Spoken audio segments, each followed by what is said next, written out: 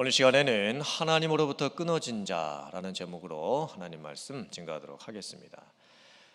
요즘 많은 사람들이 자기 스스로 어쩔 수 없이 이것을 하게 되기도 하고, 때로는 강제로 이것을 하게 되기도 됩니다. 또 나도 저거를 앞으로 하거나 또 해야만 되는 상황이 되면 어떡하지? 이렇게 좀 걱정이 되는 것이 있습니다. 그게 뭐냐면 자가격리입니다. 격리라는 것은 참 답답하고 괴롭고 힘든 것입니다. 웬만해서는 겪지 않고 싶은 일입니다. 그런데 진짜 두려운 격리가 있습니다. 하나님으로부터 격리가 되는 것입니다. 하나님으로부터 끊어지게 되는 것입니다. 요즘 코로나 때문에 자가격리하는 분들뿐만 아니라 하나님으로부터 자가격리를 하시는 성도님들이 좀 꽤 계신 것 같습니다. 사실 코로나도 자가격리 2주 하면 다시 원래 생활로 돌아갑니다. 만약에 어떤 분한테 자가격리 앞으로 계속 하라고, 쭉 그냥 자가격리 계속 하시라고 하면 아마 그분이 화를 내실 겁니다. 근데 요즘 우리들의 삶을 가만히 살펴보면 하나님이 나한테 그분에게 자가격리 하라고 얘기도 안 하셨는데 자기 스스로 자기가 알아서 하나님하고 자가격리에 들어가 계시는 성도님들이 좀 계신 것 같습니다. 그리고 하나님으로부터의 자가격리를 자기가 스스로 시작해가지고 끝내려고 하질 않습니다. 이게 2주가 가고 한 달이 가고 지금 1년 넘게 지금 하나님으로부터 자기 스스로 자가격리를 하시는 성도님들이 있습니다. 오늘 말씀은 우시야 왕에 대한 말씀입니다. 우시야 왕에 대한 이 말씀은 하나님에게 연결되는 인생과 하나님으로부터 끊어지는 인생, 이 두 인생이 어떻게 차이가 나고 과연 우리가 어떤 인생을 살아가야 될지에 대해서 말씀해 주시는 내용입니다. 함께 그 은혜를 나누도록 하겠습니다. 첫 번째, 하나님과 연결되어 하나님의 기이한 도우심을 받는 인생의 모습입니다. 우시야 왕은 남유다 왕국의 제10대 왕이었습니다. BC 791년부터 740년까지 16세의 왕위에 올라서 52년을 다스렸던 왕입니다. 당시에 북이스라엘과 남유다 왕국에 총 39명의 왕이 있었는데 50년 이상을 통치했던 왕은 딱 2명밖에 없습니다. 그 중에 한 명이 우시야 왕입니다. 어떤 왕은 심지어 7일만 통치했던 왕도 있었습니다. 어떤 왕들은 1개월 혹은 6개월 정도밖에 통치를 못한 왕도 있었습니다. 어떤 왕들은 2년 혹은 3년 정도 통치를 했었고 대부분은 10년에서 한 20년 정도 사이 통치를 했습니다. 그런데 우시야 왕은 52년 동안을 통치를 했습니다. 우시야 왕은 선한 왕이었습니다.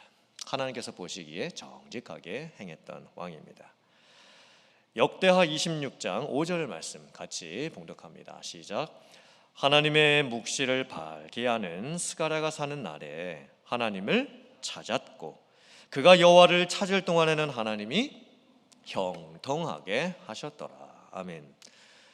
우시야 왕은 하나님을 찾는 왕이었습니다. 당대에 하나님의 뜻을 밝히 알고 있었던 스가랴 선지자를 가까이 했습니다.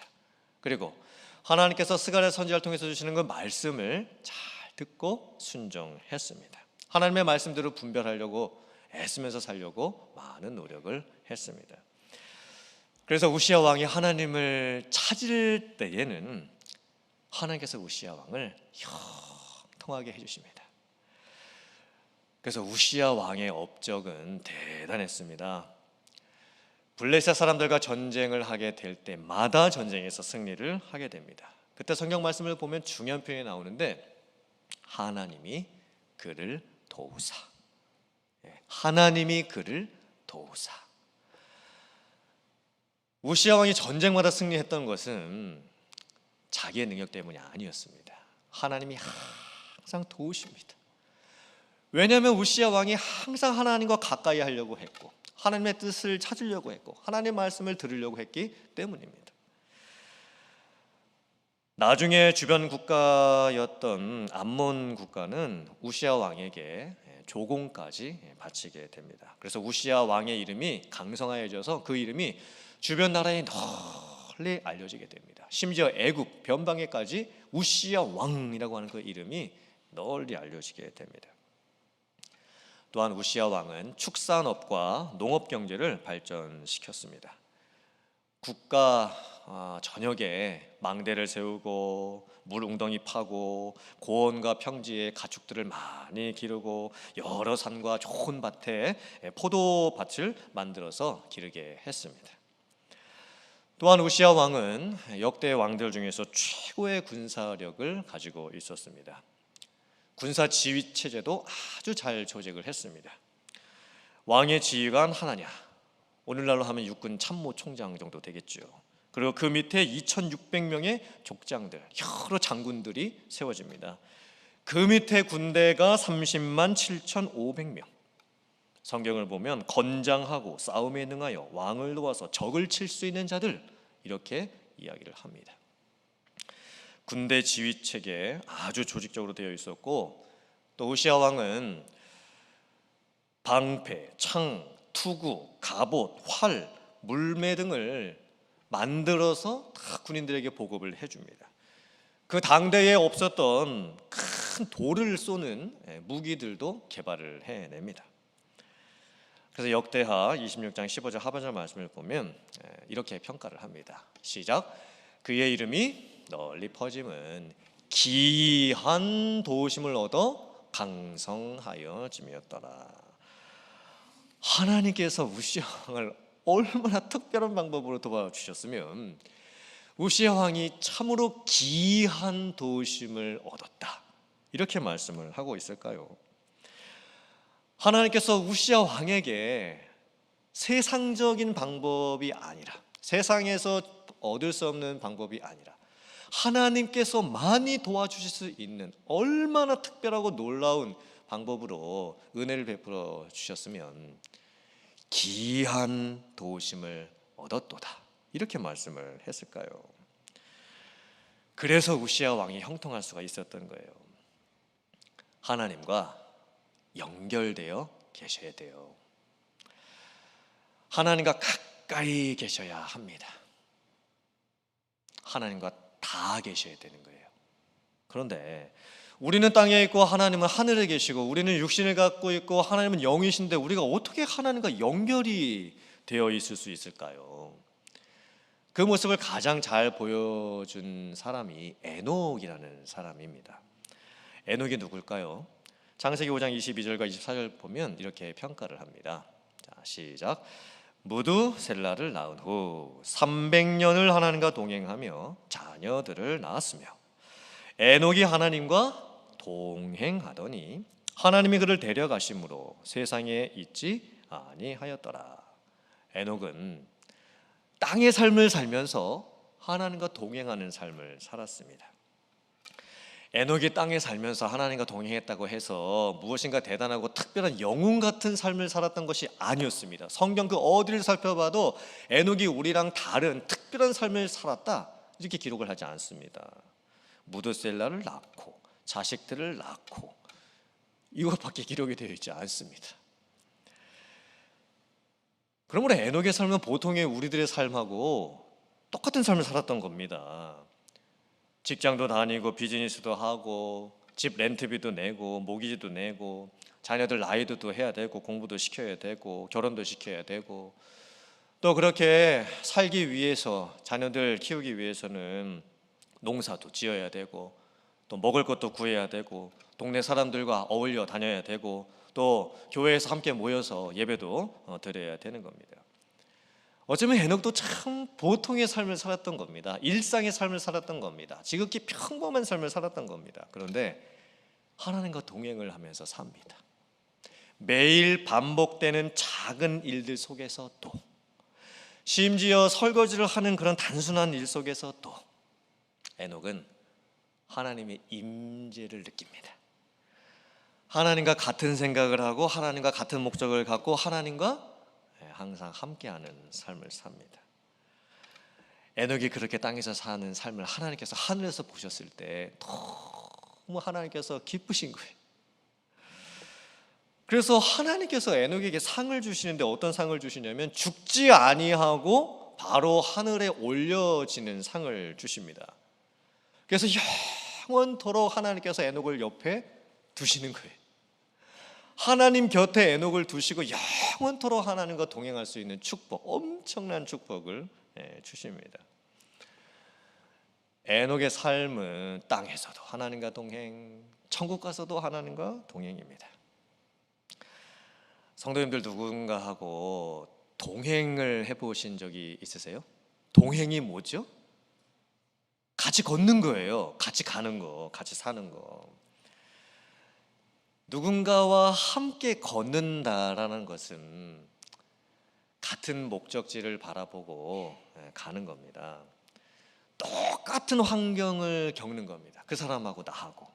그리고 가끔씩은 서로 간에 생각이 좀 다르더라도 좀 맞출 줄도 알고, 또 나와 같이 동행하는 사람이 힘든 일을 당하고 어려운 일을 당하면 진짜 그 사람을 염려해주고 걱정해주면서 도와주고 다시 일으켜주고 다시 붙잡아서 같이 걸어가는 거, 그게 바로 동행입니다.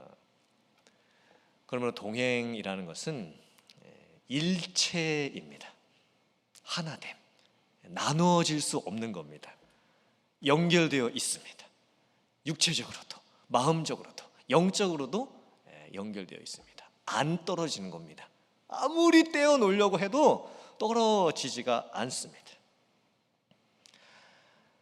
지금 성도님들께서는 어떤 삶을 살고 계십니까? 하나님과 정말 연결되어 계십니까? 하나님과 나란히 걷고 계십니까? 하나님의 마음이 내 마음이 되고 하나님의 목적이 나의 목적이 될 수 있는 그런 삶을 살고 계십니까? 제가 오늘 말씀 묵상을 하면서 이 찬양의 가사가 많이 묵상이 되었습니다. 같이 부르실 수 있는 분들께서는 같이 불러주시면 좋겠습니다. 화면 한번 가사 보여주시고요. 주의 길을 걸어가는 동안에 세상의 것 의지할 수 없으니 감사하고 낙심하지 말 것을 주께서 참 기쁨이 되심이라. 하나님의 꿈이 나의 비전이 되고 예수님의 성품이 나의 인격이 되고 성령님의 권능이 나의 능력이 되길 원하고 바라고 기도합니다. 원하고 바라고 기도합니다. 원하고 바라고 기도합니다. 아멘. 우시야 왕의 인생 초반부의 모습은 바로 이 찬양의 모습이었습니다. 똑같았습니다. 하나님을 찾는 모습, 하나님과 연결되어 있는 모습, 하나님과 함께하는 모습입니다. 우시야 왕은 순수했습니다. 깨끗했습니다. 맑았습니다. 세상으로부터 오염되지 않았고 세상과 섞이지도 않았습니다. 우시야 왕은 참으로 영이 맑은 사람이었습니다. 영이 너무 깨끗하고 맑아서 하나님의 영과 소통이 될 수 있는 사람이었던 거예요. 그래서 하나님께서는 우시야 왕에게 기이한 은혜, 기이한 도우심을 베풀어 주셨습니다. 놀라운 은혜, 놀라운 동행을 허락을 해 주셨던 거예요. 이런 삶을 여러분들께서도 살아가실 수 있기를 주님의 이름으로 축원합니다. 아멘. 두 번째, 하나님께로부터 끊어져서 격리가 되어버린 인생입니다. 우시야 왕의 인생 말년의 모습이 너무 좋지가 않습니다. 우시야 왕의 인생 마지막 모습이 너무나 안타깝게 끝이 나버리고 맙니다. 우시야 왕이 잘 되고 형통할 때 교만해집니다. 악을 행하게 되고 여호와께 범죄하게 됩니다. 범죄했다라는 단어가 히브리어로 두 단어가 있는데 하나는 아와, 다른 단어는 마알입니다. 첫 번째 범죄했다라는 단어 아와는 굽게 하다, 뒤집다라는 뜻인데 율법에 대한 위반 행위입니다. 그러니까 구체적으로 어떤 하나님의 법을 어긴 겁니다. 그런데 범죄하다라는 두 번째 히브리어 단어 마알은 하나님에 대한 인간의 불성실을 뜻합니다. 즉, 뭐 작고 사소한 구체적인 무슨 죄를 지었다 뭐 이런 게 아니라 하나님과의 전반적인 관계에 있어서 문제가 일어나는 겁니다. 하나님 앞에서 자기의 삶의 태도의 문제가 일어나는 겁니다. 예를 들면 재판관이 재판을 하는데 뇌물을 받고 그릇된 재판을 합니다. 계속 그렇게 재판을 하면서 삽니다. 아내가 남편 몰래 불륜을 저지르는데 그것을 감추고 계속 그렇게 삽니다. 그게 바로 범죄하다 말이라는 뜻입니다. 우시야 왕이 하나님께 범죄했다는 단어는 두 번째 의미였습니다. 말. 우시야 왕의 태도가 하나님 앞에서 불성실합니다. 불순종하게 되는 거예요. 우시야 왕의 삶의 전 영역에 걸쳐가지고 하나님 앞에 뭔가가 이제 잘못되어 가기 시작을 하는 거예요. 결국 우시야 왕이 어떻게까지 하게 되냐면 우시야 왕이 자기가 성전에 들어가서 하나님 앞에 분향을 하겠다 합니다. 당시 성전에서 분향을 하거나 제사를 드리는 것은 오직 제사장들과 레위인들만 할 수가 있었습니다. 구약시대의 왕, 제사장, 선지자 이 3개 직분은 엄격하게 구분이 되어 있었습니다. 그런데 우시야 왕이 제사장이 해야 될 그 역할을 자기가 하겠다라는 거예요. 제사장의 고유 직무를 침범해 버립니다. 하나님이 주셨던 율법을 무시해 버립니다. 그리고 제사장의 영역을 빼앗아 가지고 자기가 하나님 앞에 나가서 성전에서 분향을 드리겠다라고 합니다. 우시야 왕이 왜 그런 생각을 했을까요? 왜 굳이 자기가 제사장이 해야 될 그 역할을 빼앗아 가지고 자기가 하나님 앞에 분향을 하겠다라고 생각을 하게 되었을까요? 하나님 앞에서 더 예배를 잘 드리고 싶은 그런 좋은 마음이었을까요? 아니었던 것 같습니다. 우시야 왕의 마음속에는 자기가 나서서 자기가 분향함으로써 자기의 마음을 채우고 싶은 욕심이 있었던 거예요. 결국 우시야 왕의 죄는 뭐냐면 예배의 본래적인 목적이 무엇이냐면 하나님께 영광이잖아요. 하나님께 드림의 예배입니다. 그런데 우시야 왕은 예배의 목적을 자기 자신에게 둡니다. 자기가 뭔가를 얻고 싶은 마음, 자기가 뭔가를 갖고 싶은 마음, 세상 것 다 가졌음에도 불구하고 이제는 예배를 통해서도 자기가 그것을 갖고 싶어 하는 겁니다. 우시야 왕과 비슷한 사건이 사울 왕에게도 있었죠. 사울 왕도 그랬습니다. 사울 왕이 블레셋과 전쟁을 앞두고 있었습니다. 적군의 숫자는 바다의 모래와 같이 무수히 많습니다. 사울 왕이 자기 군대를 모집을 했는데 숫자가 너무 적습니다. 그리고 사울 왕의 군대가 적군 앞에서 두려워하고 떨고 있습니다. 그리고 전쟁을 시작하기 전에는 번제, 제사를 드려야 했었는데 사무엘 선지자가 일주일을 기다리라고 합니다. 내가 그곳에 가서 내가 번제 예배를 인도할 테니 일주일만 기다리라라고 사울 왕에게 명령을 내립니다. 근데 이제 일주일을 기다리면서 기다리다가 더 이상은 그 일주일이 채워지지도 않았음에도 불구하고 사울 왕이 사무엘을 기다리지 못하고 자기가 제사를 지내 버립니다. 자기가 예배를 드려 버립니다. 사무엘상 13장 11절 12절 말씀 같이 봉독합니다. 시작. 사무엘이 이르되 왕이 행하신 것이 무엇이냐 하니 사울이 이르되 백성은 내게서 흩어지고 당신은 정한 날 안에 오지 아니하고 블레셋 사람은 믹마스에 모였음을 내가 보았으므로 이에 내가 이르기를 블레셋 사람들이 나를 치러 길갈로 내려오겠거늘 내가 여호와께 은혜를 간구하지 못하였다 하고 부득이하여 번제를 드렸나이다 하니라. 사울 왕이 왜 못 기다렸을까요? 사울 왕이 왜 일주일을 7일을 기다리지 못하고 자기가 예배를 드려버리고 말까요? 사울 왕 마음속에 두려움이 생기는 거예요. 지금 군사들이 다 일주일 기다리면서 지금 싸울 용기를 더 점점 잃어가 버리고 있고 군사들이 다 지금 흩어지고 있는 상황입니다. 그리고 사무엘이 일주일 안에 오겠다고 했는데 안 올 것 같습니다. 기다려도 사무엘이 안 올 것 같습니다. 더 이상은 못 기다릴 것 같습니다. 그리고 지금 이 전쟁의 형세를 보니까 당장이라도 블레셋 군사들이 쳐들어와서 자기를 죽일 것만 같습니다. 빨리 전쟁을 지금 시작을 해야 될 것만 같은 거예요. 그래서 내가 어쩔 수 없이 부득이하여 지금 상황이 이렇게 급해서 내가 예배를 드렸다고 인도를 했다고 이렇게 얘기를 하는 겁니다. 이 사건으로 인해서 하나님께서 진노하시죠. 사울 왕을 버리십니다. 그리고 다른 왕을 세우겠다 말씀하십니다. 왜 이 죄가 이렇게까지 큰 걸까요? 사울 왕의 진짜 이 죄가 뭘까요? 그냥 예배 한번 자기가 인도한 게 그렇게 큰 죄일까요? 왜 하나님이 이렇게까지 심판을 내리셨을까요? 사울 왕에게 있어서 예배는 방패막이었습니다.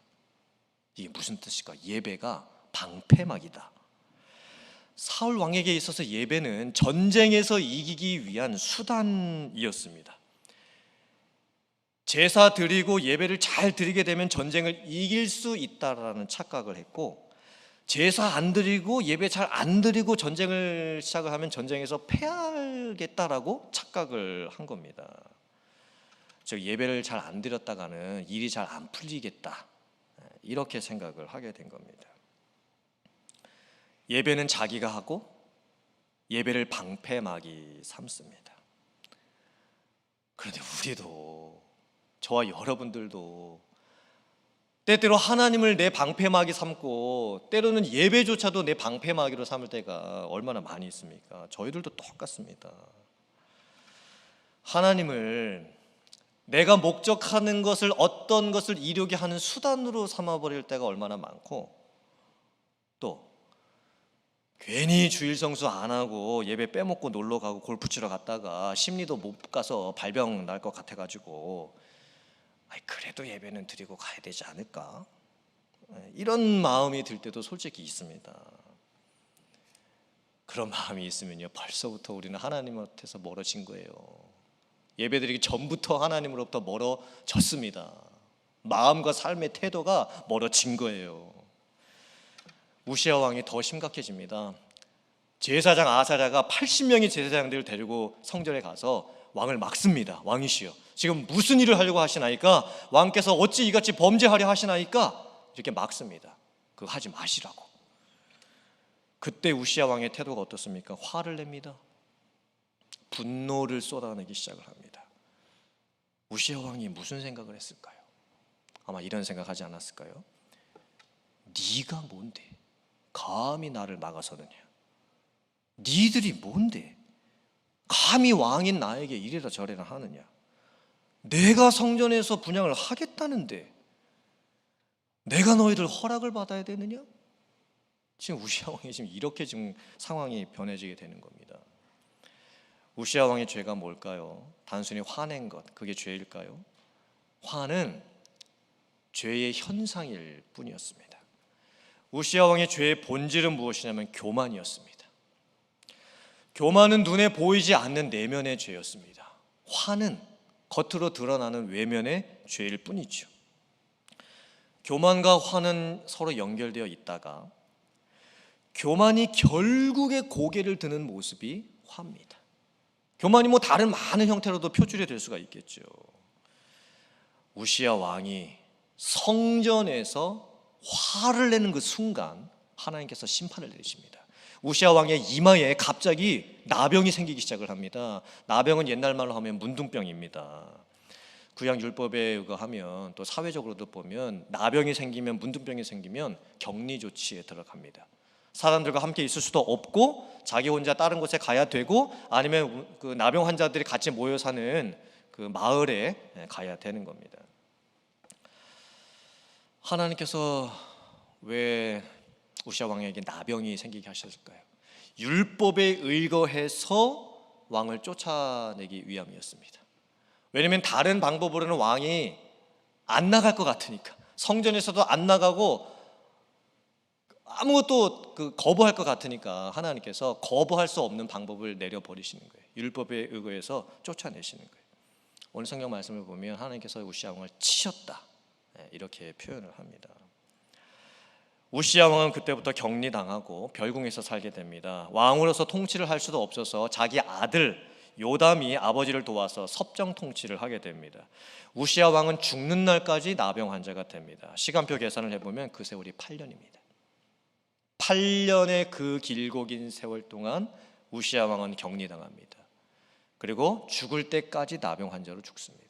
심지어 죽고 나서도 왕실의 정통 묘실에 묻히지도 못합니다. 멀리 떨어져 있는 조상들의 묘에 따로 격리돼서 무덤을 묻히게 되는 거예요. 이 우시아 왕의 인생 말년의 모습이 얼마나 안타깝습니까? 우리들의 인생이 이렇게 되면 정말 안 되겠죠. 이사야서 59장 2절 말씀입니다. 시작. 오직 너희 죄악이 너희와 너희 하나님 사이를 갈라놓았고 너희 죄가 그의 얼굴을 가리어서 너희에게서 듣지 않으시게 함이니라. 죄는 하나님으로부터 나를 격리시킵니다. 죄는 하나님으로부터 나를 단절시킵니다. 죄는 하나님부터 나를 끊어지게 합니다.